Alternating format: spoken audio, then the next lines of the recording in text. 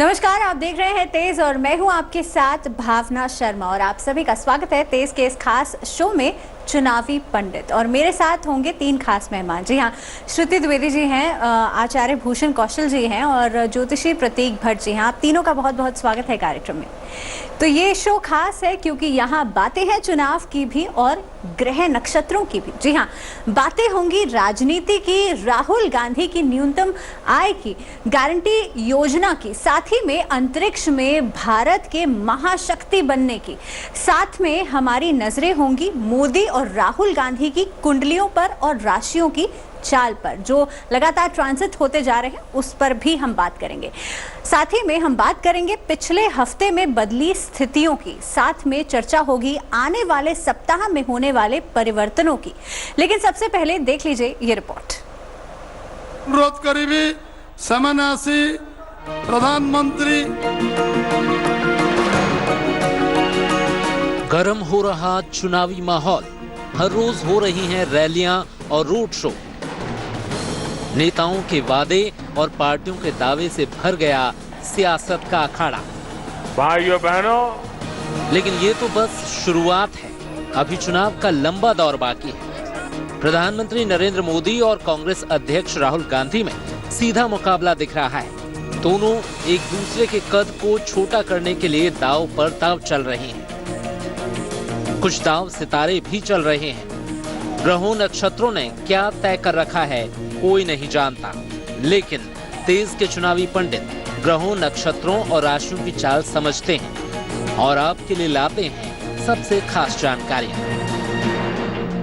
काल रुकता नहीं और भाग्य ठहरता नहीं। हर बीतते पल के साथ ग्रह दशा बदल जाती है और बदल जाते हैं उसके परिणाम।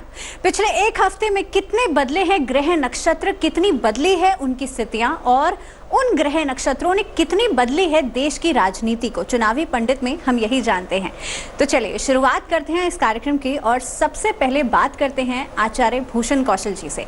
तो पंडित जी, जिस तरह से हम हर हफ्ते बात करते हैं यहाँ पर मोदी जी की कुंडली के बारे में, साथ ही में राहुल गांधी की कुंडली के बारे में परसेंटेज वाइज बात करी जाती है, तो आज के दिन हम अगर देखा जाए तो इस हफ्ते में मोदी जी को आप कितना परसेंटेज देंगे? पिछले हफ्ते से क्या कुछ चेंजेस आपने किए हैं इस बार?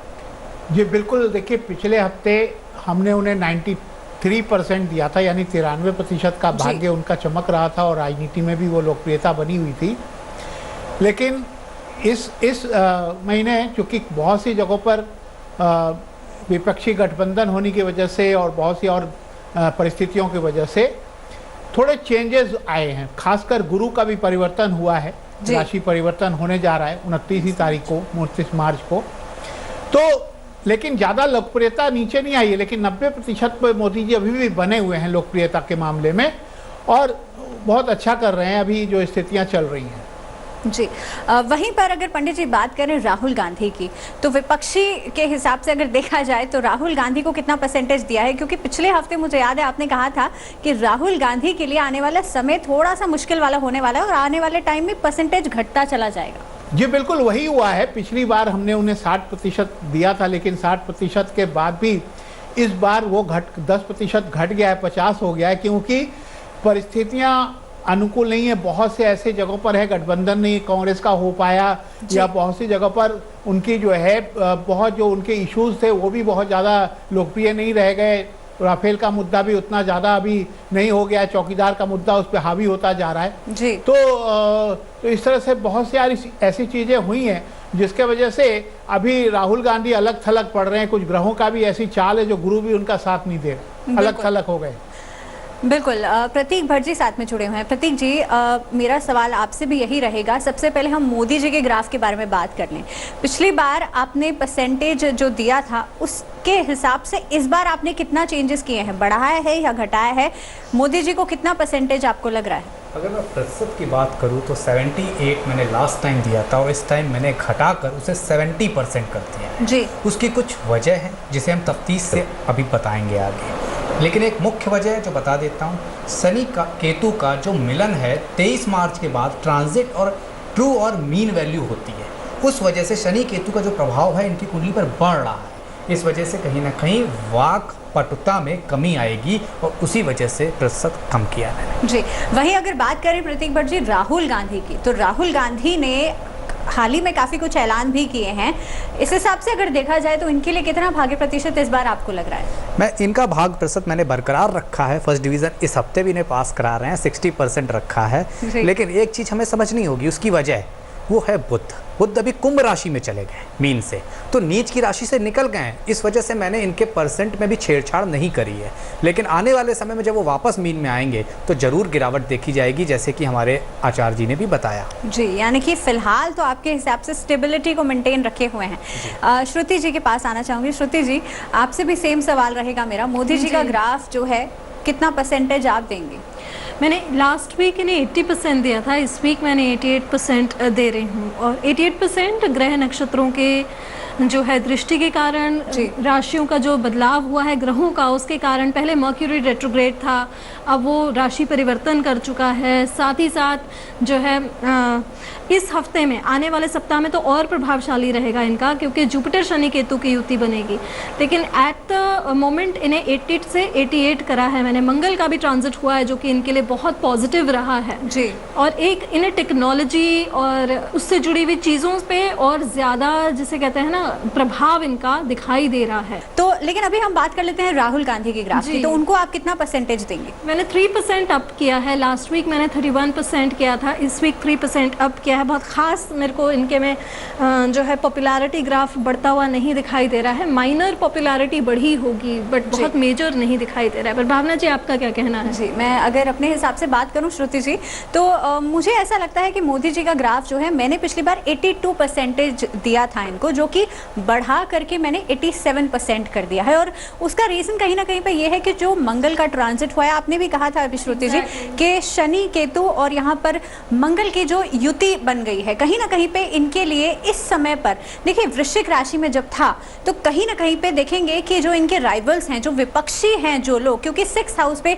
दृष्टि डालता था, तो मुझे ऐसा लगता है उसके लिहाज से अगर देखा जाए तो इनके जो ऑपोजिशन में जो लोग हैं उनको ये परास्त करने का पूरा क्षमता रखे हुए थे। इसीलिए मैंने 82 से इनका 87% कर दिया है। वहीं अगर बात करूं राहुल गांधी की, तो इनके लिए 62% से मैंने घटा करके 60% कर दिया है। उसके बारे में भी हम डिटेल में चर्चा करेंगे कि ये परसेंटेज क्यों किया गया है। फिलहाल आचार्य भूषण कौशल जी के पास चलते हैं। भूषण जी, हम बात कर लेते हैं अब डिटेल में थोड़ा सा, क्योंकि हमने ये तो समझ लिया कि कितना परसेंटेज मिला है मोदी जी को और राहुल गांधी को, लेकिन अब बात करें अगर भाग्य प्रतिशत में कितना अंतर, भूषण कौशल जी आप जो आपने दिया है यहाँ पर, तो ये अंतर किस तरह से आपने किया है? कौन से ग्रह नक्षत्र इसके लिए जिम्मेदार हैं? जी बिल्कुल, पहली बात यह है कि मोदी जी की वृश्चिक राशि है जी, और मोदी जी के आप गोचर के हिसाब से देखें तो द्वितीय भाव में धनु राशि है, तो राशि के दूसरे भाव में केतु पहले से चल रहा है, जो पहले से उनको बहुत लाभ दे रहा था। अब जो है गुरु जो है 29 मार्च को रात में वहाँ आ जाएगा, तो जिसके वजह से क्या हुआ कि जब गुरु ग्रह राजनीति का कारक ग्रह माना जाता है और बहुत ही मान प्रतिष्ठा सम्मान भी देता है। गुरु ग्रह अगर आपका बलवान हो तो आपको राजयोग मिलता है, गुरु और चंद्रमा केंद्र में हो तो गज केसरी राजयोग मिलता है। तो ये कहा गया है कि ये जो गुरु का परिवर्तन है यह मोदी जी को लोकप्रिय बनाए रखेगा। तो बिल्कुल, प्रतीक भट्ट जी साथ में जुड़े हुए हैं। प्रतीक जी, आपने भी मोदी जी को दिया है 70% और राहुल गांधी को दिया है 60%। आपके लिए भी अगर देखा जाए तो अंतर जो आ रहा है वो 10% का आ रहा है। क्या रीजंस रहे हैं, या यही चीज़ें आगे कंटिन्यू करेंगी लोकसभा चुनाव तक? देखिए, आने वाले समय में जो आगे क्या कंटिन्यू करेगा उस पर तो हम चर्चा करेंगे, हम जुड़े ही रहेंगे तेज से कहीं ना कहीं। लेकिन अगर अभी की बात करें तो मोदी जी का जो परसेंटेज बहुत ज़्यादा नहीं गिरा, उसकी एक वजह है मंगल। और जो अंतरिक्ष में भी हुआ है, देखिए वो है क्या, मशीनरी है, और मशीनरी मंगल का काम होता है, इंजीनियरिंग मंगल का काम होता है। तो इस वजह से बहुत परसेंटेज डाउन नहीं हुआ, 70 पे मोदी जी मेंटेन्ड है। और राहुल गांधी की बात करें तो 60% इसलिए क्योंकि सिर्फ और सिर्फ बुध इन्हें थोड़ी सी राहत दे रहा है, लेकिन जो ये परसेंटेज का डिफरेंस है वो 10% रहेगा। जी, तो श्रुति जी, आपके लिए आपने दिया है मोदी जी को 88% और राहुल गांधी को 34%, और आपके हिसाब से मेरे ख्याल से 54%, जो कि सबसे ज़्यादा है। बहुत ज़्यादा अंतर है। क्या रीजंस हैं और क्या ये चीज़ें आगे रहेंगी इसी तरह से?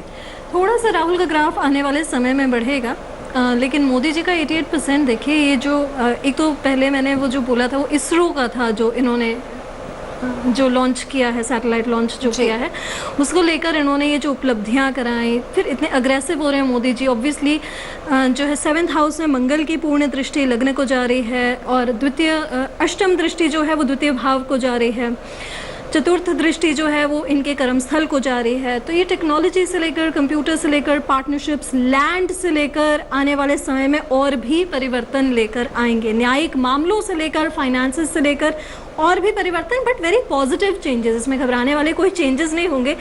और 34% जो 34% जो मैंने दिया, जो 54% का डिफरेंस आया है, 34% मैंने राहुल को इसलिए दिया है, लोगों को भी समझ में आएगा कि मोदी जी की पर्सनालिटी और राहुल जी की पर्सनालिटी में बहुत मेजर डिफरेंस है, और वो कुंडली वो क्लियर कट बताती है। चलिए, अगर मैं बात करूं अपने हिसाब से तो 87% मेरे मोदी जी को दिया है, और यहाँ पर राहुल गांधी को 60% दिया है।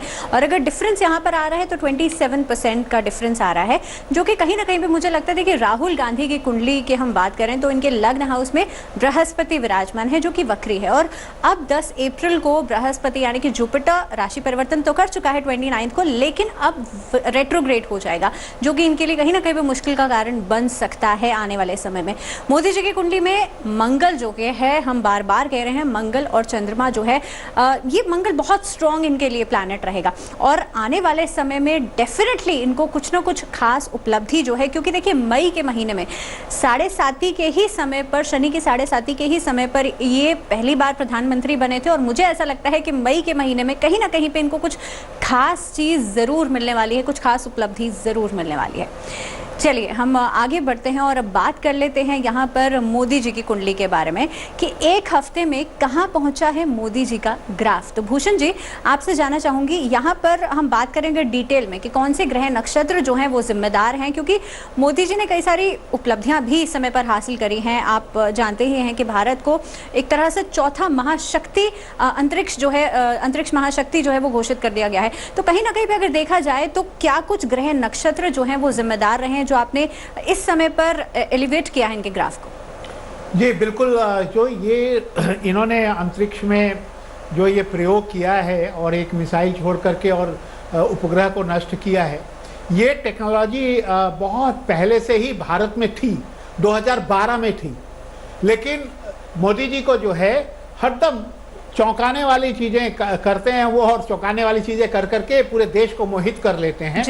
इसीलिए उन्होंने जो अभी किया उससे इनकी लोकप्रियता बहुत बढ़ गई है, और इसके पीछे मंगल का हाथ है, जैसा कि इन्होंने कहा प्रतीक जी ने। बिल्कुल, मंगल और शनि, शनि की 7.5 भी चल रही है, शनि भी टेक्नोलॉजी का कारक ही होता है, तो वो टेक्नोलॉजी मंगल और शनि की वजह से अचानक सामने आया है, और उन्होंने अचानक ये प्रयोग कर करके पूरे देशवासियों में फिर से लोकप्रिय बन गए हैं। और ये जो बृहस्पति का गोचर जो है, ये जो बदल रहा है, अपनी धनु राशि में जा रहा है, ये भी जो है उनकी कुंडली में शक्ति दे रहा है, कि द्वितीय भाव में जब गुरु जाता है तो लाभ देता है, ये भी लाभ देगा इनको। और धार्मिक लोगों में जो होता है ना, क्योंकि अभी क्या है कि ये जो बृहस्पति का ट्रांजिट हुआ है धनु राशि में, तो ये धर्म का कारक है। अभी राम मंदिर का मुद्दा ऐसा लगेगा जैसे सुलझने लगा, मोदी जी सुलझाने लगे हैं, और इनको इस पे बहुत बड़ा समर्थन मिल सकता है राम मंदिर के मामले में, तो वो और ज्यादा लोकप्रिय हो जाएंगे, जो उनके यानी कि आने वाले समय में पंडित जी आप कह रहे हैं, आचार्य जी, कि लोकप्रियता जो है इनके लिए बढ़ेगी। प्रतीक भट्ट जी भी साथ में जुड़े हैं। प्रतीक जी, आपके हिसाब से अगर देखा जाए तो एक हफ्ते में कहाँ तक पहुंचा है मोदी जी का ग्राफ, और कौन से ग्रह नक्षत्र जिम्मेदार हैं इसके लिए? देखिए, मैंने तो जैसा कि आपको बताया 8% डाउन किया है, 78 से 70। उसकी भाग प्रतिशत घटने की कुछ वजह हैं। वाणी पर शनि केतु का प्रभाव, देखिए दूसरे घर में कहीं ना कहीं कुछ ऐसी चीजें होगी जिससे लोगों में इनका आकर्षण थोड़ा सा घटेगा। ये पिछले वीक की मेरी एनालिसिस है। दूसरी चीज, वक्री बुध ने भी वाणी के असर को कुछ कम किया इनकी कुंडली में, ये दूसरी वजह है। अब तीसरी बात करें, देखिए पहले घर में जैसा कि पंडित जी ने बताया, गुरु धर्म के प्लानट होते हैं, कॉन्फिडेंस के प्लानट होते हैं, पॉजिटिविटी के प्लानट होते हैं। जब तक ये वृश्चिक लग्न में गोचर में थे तब तक ये बड़े मजबूत थे, क्योंकि लग्न का बृहस्पति कहते हैं कुंडली के 1 लाख दोष दूर करता है। जी। लेकिन अब ये दूसरे घर में जा रहे हैं, हाँ लाभ तो देंगे लेकिन राजनीतिक लाभ नहीं देंगे, तो ये समझना होगा। राजनीतिक जीवन में थोड़ी कठिनाइयां आने वाले समय में देखी जाएंगी। अब बात करें दशाओं की, तो चंद्र में शुक्र की दशा जो कि सितंबर 2018 से है, और कहीं ना कहीं जो शुक्र इनका 7वें घर का स्वामी है वो रहेगी, तो हो सकता है सत्ता में वापस आए। सत्ता स्थान 10वें भाव में भी इनका मजबूत है, लेकिन कहीं ना कहीं थोड़ा बहुत दिक्कत इन्हें बनी रहेगी। अब बात करें अंतरिक्ष में महाशक्ति बनने की, तो मोदी जी को इससे खास फायदा मेरे मुताबिक नहीं हुआ, क्योंकि वृश्चिक लग्न की कुंडली के 7वें स्थान पर शनि मंगल की संयुक्त दृष्टि पड़ रही है और 7वें शुक्र की अंतर्दशा आने वाले दिनों में इन्हें उग्र बना सकती है।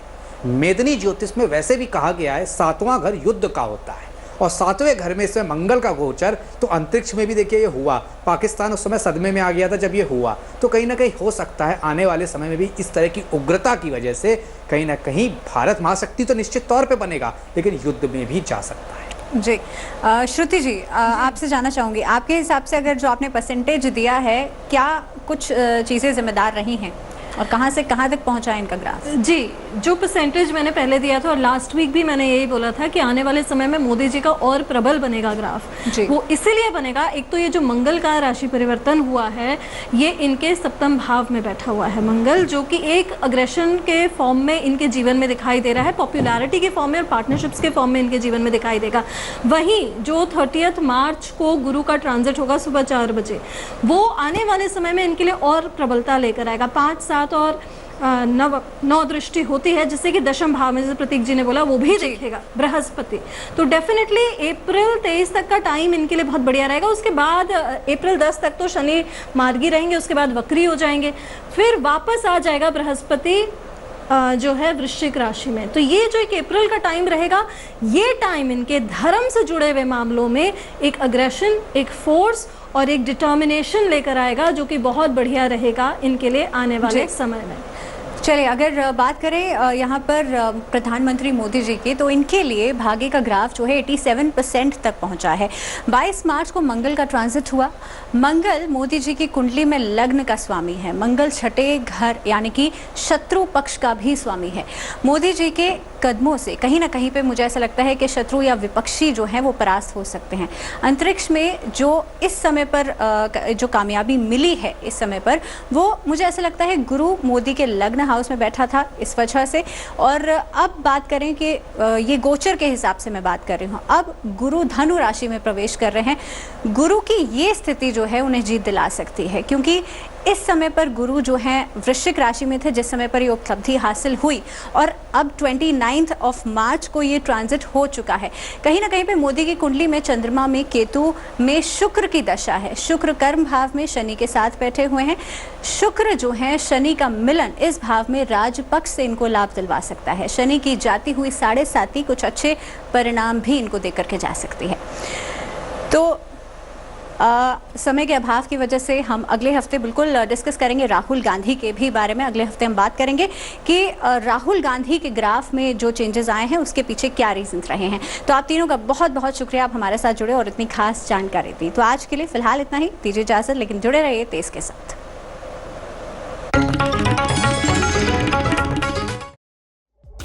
लेटेस्ट खबरों के लिए यूं ही देखते रहिए तेज, और इस वीडियो के पसंद आने पर लाइक, शेयर एंड सब्सक्राइब करना ना भूलें।